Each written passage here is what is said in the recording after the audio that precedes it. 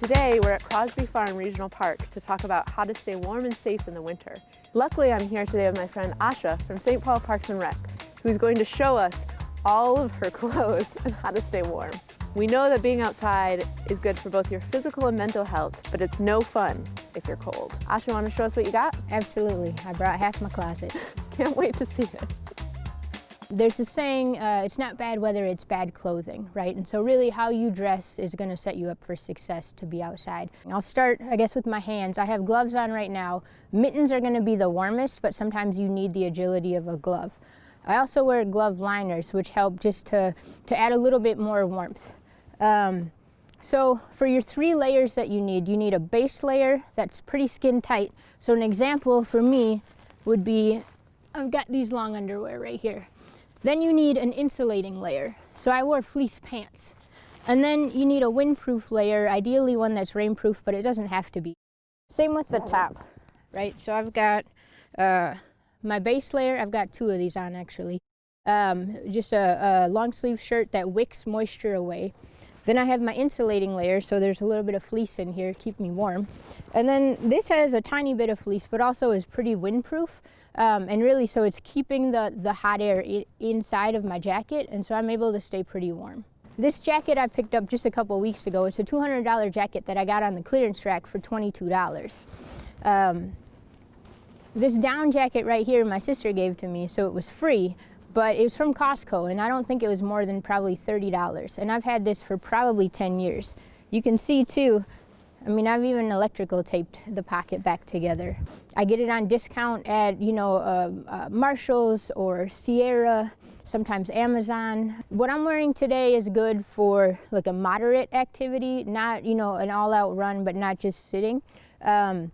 A big part of it is wearing layers too. So you can take off layers as you need to, or unzip a little bit if you need to. So if I were gonna go for a run today and it's about 20 degrees, I would have running tights, I would have a long sleeve shirt.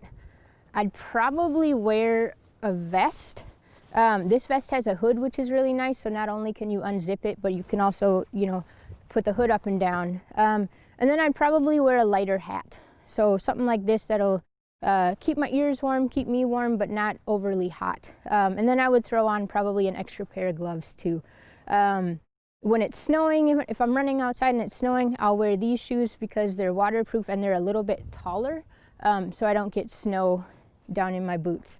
Now let's say if I was going to be talking with you and we were going to just sit down, I would probably wear larger boots. And so these boots, you don't have to get these same boots, but anything with a pretty thick sole is going to help because when the ground is cold, it just basically comes up through whatever is touching it. And so having a bigger sole on your shoe is gonna keep you warmer. Additionally, I would wear different gloves. So as mittens are gonna keep your hands warmer, right? Because everything is close together. So I'd wear mittens.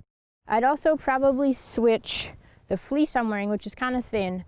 I would switch it out for this, which is just a bit cozier of a fleece jacket.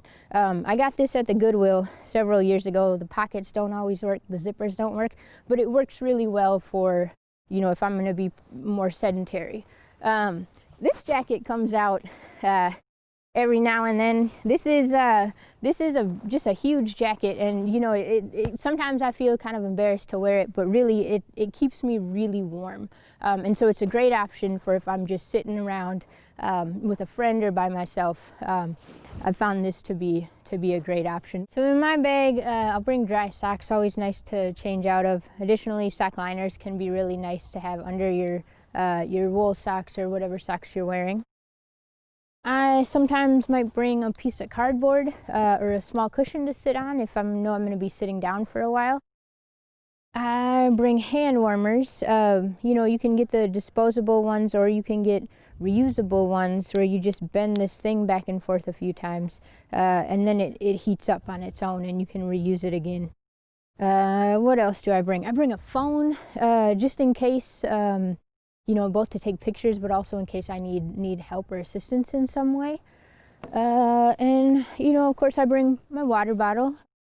I also bring hot tea. When it's this cold outside, it's nice to have hot tea. It just goes right in and you can really feel it warm your whole body. So what do you bring in your bag, Amanda?